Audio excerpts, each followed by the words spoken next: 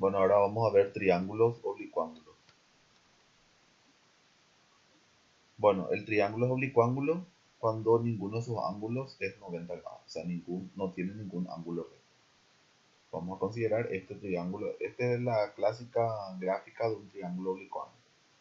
Bueno, eh, acá tenemos estos ángulos A, B, C.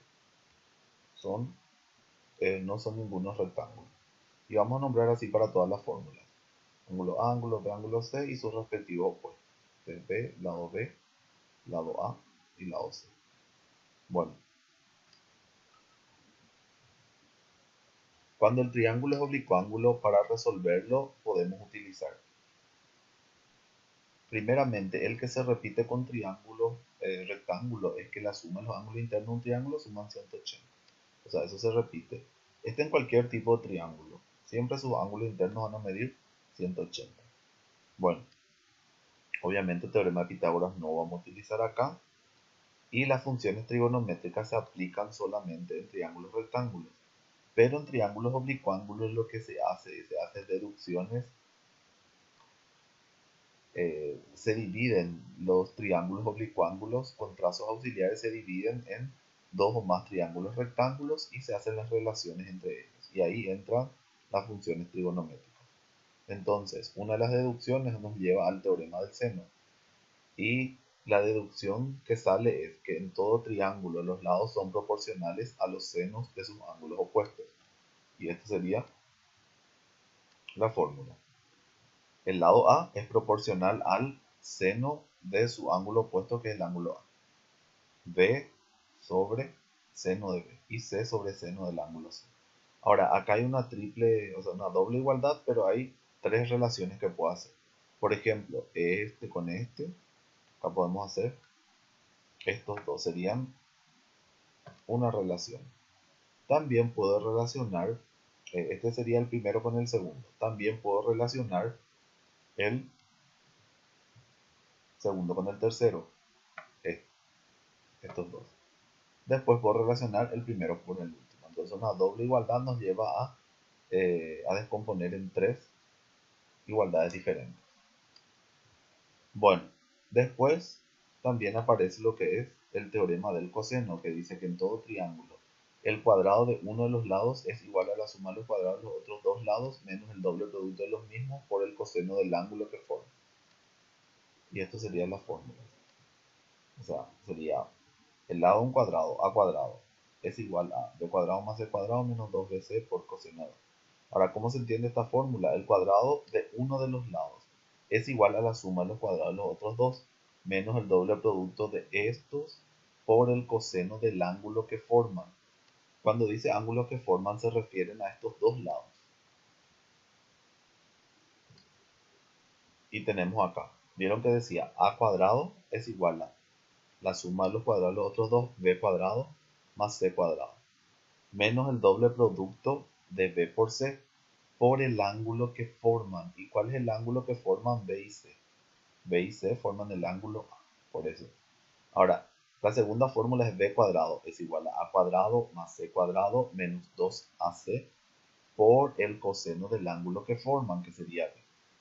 Y si tomo en consideración c, va a ser c cuadrado es igual a cuadrado más b cuadrado menos 2ab por el coseno del ángulo que forman, que es el ángulo C.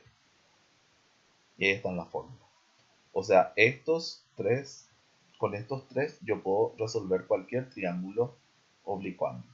Acuérdense que para la resolución de un triángulo es encontrar los lados y ángulos que faltan, además del perímetro y área. Ahora, sí o sí habíamos dicho que se necesitan, cuando dimos triángulos rectángulos, que se necesitan como mínimo tres datos para resolver un triángulo. En el rectángulo nos daba dos nomás, porque cuando dice rectángulo ya sabemos que un ángulo es 90. Pero en el oblicuángulo ahora sí ya tienen que dar tres datos. Y al menos uno tiene que ser un lado. O sea, puede ser.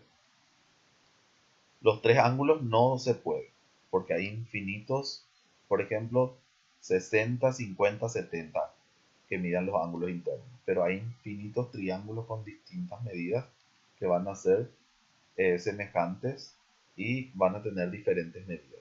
Entonces no puede un ejercicio dar los tres ángulos. al menos tiene que haber un lado.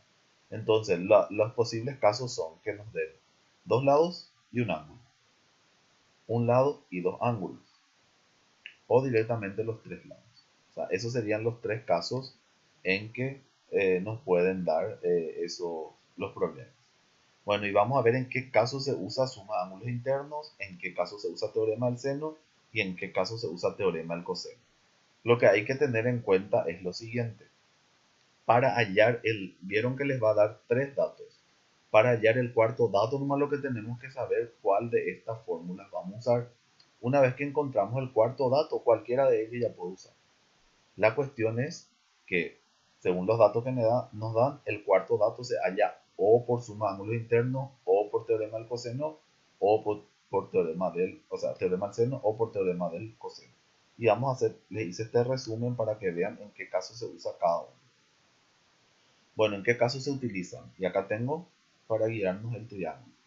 Bueno, ¿en qué caso voy a usar A más B más C es igual a 180 grados? Cuando los datos que tengo del triángulo son dos ángulos y un lado. Ese era el primer caso que les di. Entonces, ¿cómo voy a hallar? Si yo utilizo la fórmula suma de ángulos internos A más B más C igual a 180, ¿qué es lo que voy a hacer con eso? Voy a encontrar el tercer ángulo. Y ahí ya puedo usar cualquiera. Bueno, cuando utilizo teorema del seno, dice cuando tengo dos lados como dato, dos lados y un ángulo no comprendido. Vamos a ver qué es ángulo no comprendido. Póngale que voy a elegir dos lados de este triángulo, B y A. B y A esos lados forman un ángulo. ¿Cuál es el ángulo que forman ellos? Sería C. Y a esa C, que justamente forman esos dos lados, se le llama ángulo comprendido entre los lados A y B. Entonces su ángulo comprendido es C. Y su ángulo no comprendido, ¿cuáles serían? De A y B. ¿Cuáles son los ángulos no comprendidos? Ángulo A y ángulo B. Vamos a otro ejemplo. Por ejemplo, A y C. ¿Cuál es el ángulo comprendido entre ellos? B. ¿Y cuál es el ángulo no comprendido entre A y C? Puede ser A o puede ser C. Entonces acá dice, cuando se tienen dos lados y el ángulo no comprendido. Entonces, imagínense que nos da A, B, o sea, los lados A, el lado B, y nos da el ángulo A. Son tres datos. Entonces, tengo dos lados y el ángulo no comprendido entre ellos. Ahí el cuarto dato se encuentra por teorema del seno. Y el teorema del coseno se utiliza cuando se tienen dos lados y el ángulo no comprendido. En este caso, póngale que en un ejercicio les da lado A, lado B y el ángulo C.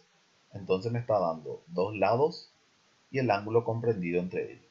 Entonces, para hallar el cuarto dato, utilizan teorema del coseno. El teorema del coseno también se utiliza cuando se tienen los tres lados. Imagínense que en un problema les dice, los lados de un triángulo miden y les da el lado A, el lado B y el lado C. Les da los tres lados y calcular los tres ángulos. Entonces van a utilizar también el teorema del coseno. O sea, póngale que le dio ABC. Entonces pueden utilizar esta fórmula, cualquiera de los tres. Pero vamos a esta primera.